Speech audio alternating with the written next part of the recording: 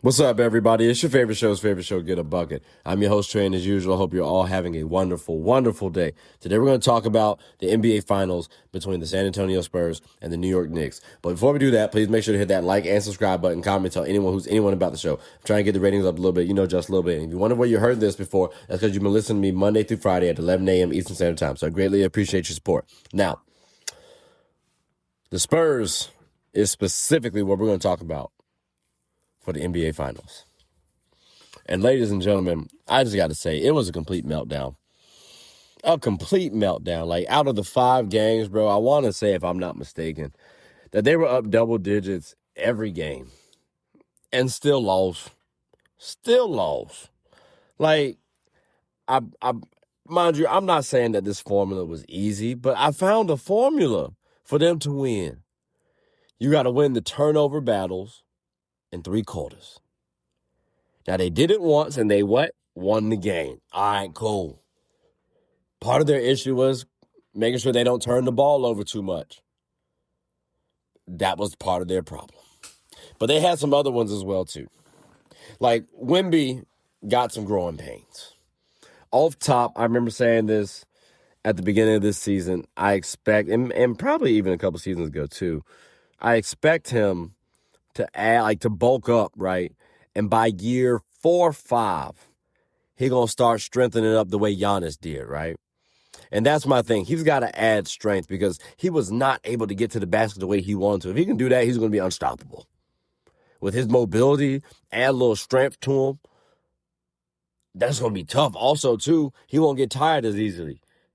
So that means he can have a little more steam late game. That's going to be key for him. Because, I know we said attack the paint more, but also you got to knock down your free throws, champ. Because them 2 missed free throws were, whew, that hurt. That hurt. That hurt. And y'all were up 29 that game. That hurt. You needed that. You needed that. So that clutch factor, you got to get people to believe in you. Because keep in mind, people will be petty and say, well, remember he missed those 2 free throws. Heard you. So again, that's one. Also, I need you to slow the game a little bit more. I need you to understand where you are on the court, where your teammates are, where the doubles is coming from, what you can do. Because, again, once you add strength, it's going to be so easy, especially with these current players right now. Wait till some taller players come in. Or, players like Cat who are a little stronger. Like Jalen Duren. Is he 7 foot? Let's say Jalen Duren's 7 foot. Maybe that could be a problem for you. But I ain't going to lie. It's going to be an interesting battle. But that's some things that Wemby did just to get some high-level stuff just to talk about. Because there's a little bit more. But, we don't have to talk about it too much. But, yeah, I do hate that clutch moment thing. I do hate that for that. Mitch, the head coach. I do believe that you failed the team by not changing up the game plan enough. Off top, why can't we how come we never saw Luke Cornett and Victor Wembanyama share the flow? Imagine Victor Wembanyama contesting Jalen Brunson like he did. And then Luke Cornett being there instead of somebody else. I don't know if OG Anunoby gets that shot off. I don't know if he gets that tip in, ladies and gentlemen. I'm just saying that's a scenario where it could have actually worked.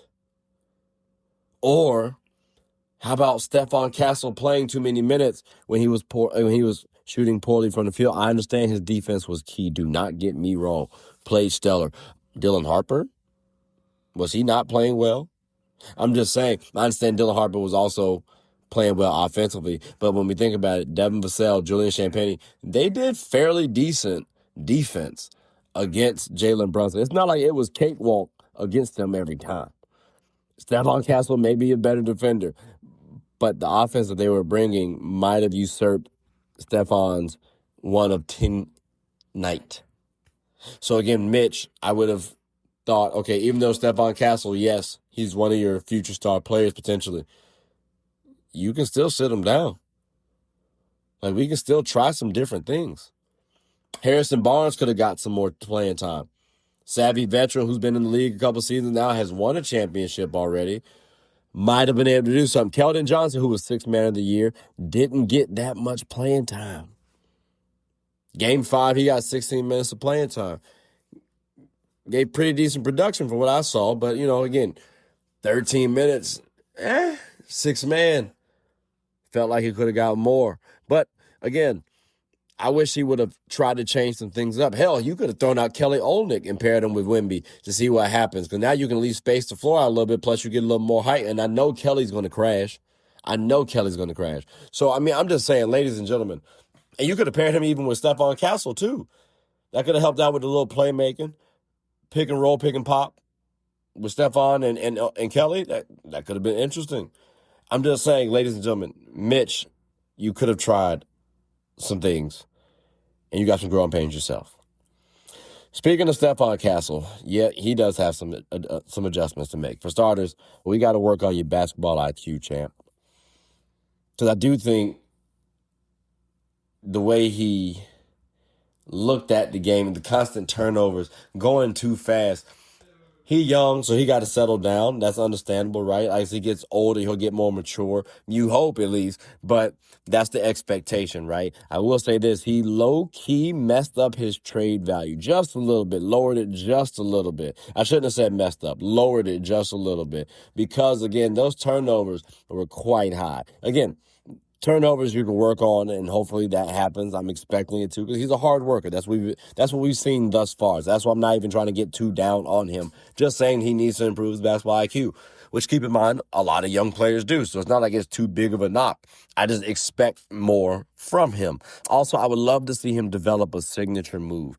Every time I kept seeing him drive, let's work on a jump shot. Let's work on a little midi, something like that. I think that would be good to do, because that's your next thing. Keep in mind, I was going to say actually something similar to Dylan Harper. I think Dylan Harper can make a solid little mid-range jump shot. And I'm wondering now, because of something like that, he can hit the three-pointer respectful enough, at least for me. Can he be a closer for this San Antonio Spurs? Because a lot of the time when I was looking at the Spurs, I was waiting for somebody to close the game. And the last game when all the chips are on the table now, you got to do everything you can. Dylan Harper showed up arguably the most, if not the most, for the Spurs. And that's making me wonder, should he be the closer going forward? That's going to be a question that I have. I understand you have Wemby, but keep in mind, I know people are going to have that 2 free throw miss notion about him. And if he's not in a similar situation, I wonder how long that will carry over for him. But Dylan Harper, he looked pretty good. He looked like the best Spur at times on the floor. I'm talking about with Wemby. He played pretty well, and this was his rookie season, ladies and gentlemen. Wondering if he should be a starter next season or if he should continue to come off the bench, similarly to Manu Ginobili or James Harden.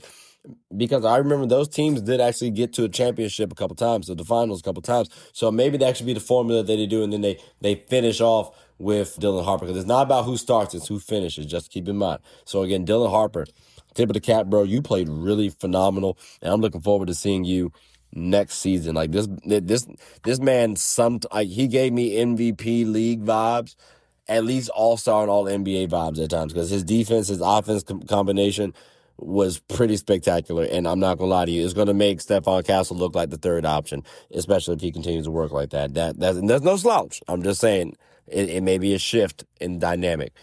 Notice how I talked about Stefan Castle and Dylan Harper. I did not talk about De'Aaron Fox, who we should have talked more about, and I'm questioning his future with the Spurs. Keep in mind, right? Scoring prowess, he's supposed to be the best attribute. That was supposed to be his best attribute, personally. We always knew he could play make, but scoring was supposed to be his thing.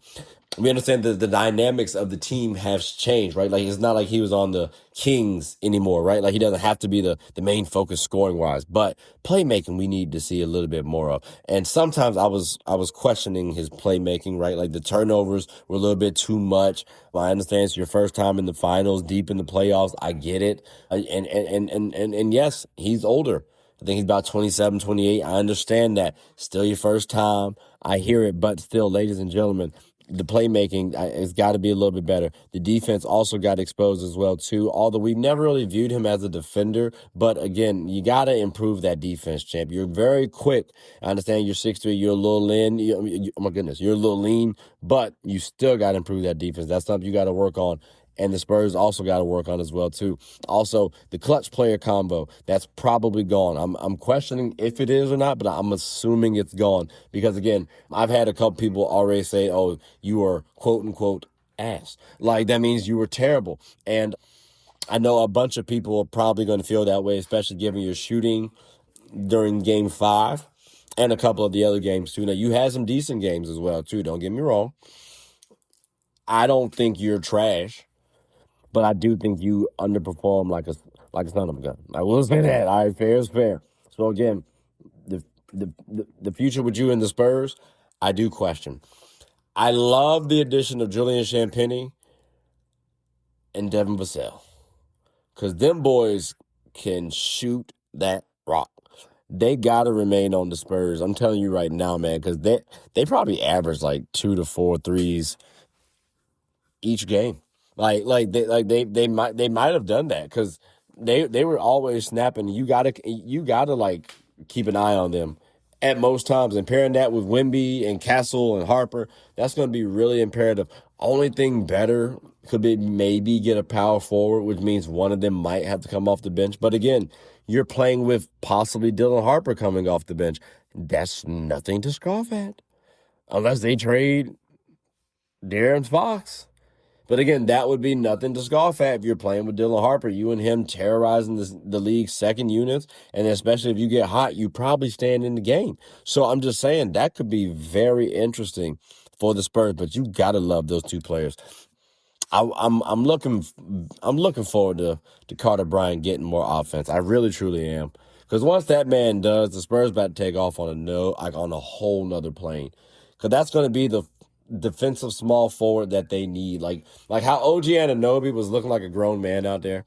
That's going to be Carter Bryant. That's going to be the expectations of Carter Bryant. He's going to be able to guard the Cooper Flags, the AJ DeBonsas, the Jason Tatums, like those caliber players years down the line. Because again, those are going to be talented, big, small forwards who can play power forward, and they're going to need him to do that, to guard those type of players. So, ladies and gentlemen, the Spurs' future, while they had a meltdown this whole finals, you got to at least say that their future is bright, and you got to, as a Spurs fan, be happy with not necessarily what occurred, but at least the possibility of what could occur, because this is now going to be a chip on the Spurs' shoulder. They're going to want to get their get back. And I mean, as Spurs fans, when y'all usually get to the finals, you don't lose that much. So it's going to, again, add more fuel to the fire for the Spurs to get back and win a championship and potentially win multiple championships. Who knows? Hell, the Spurs could end up winning a dynasty or being a dynasty and winning multiple championships back to back. Three-peat.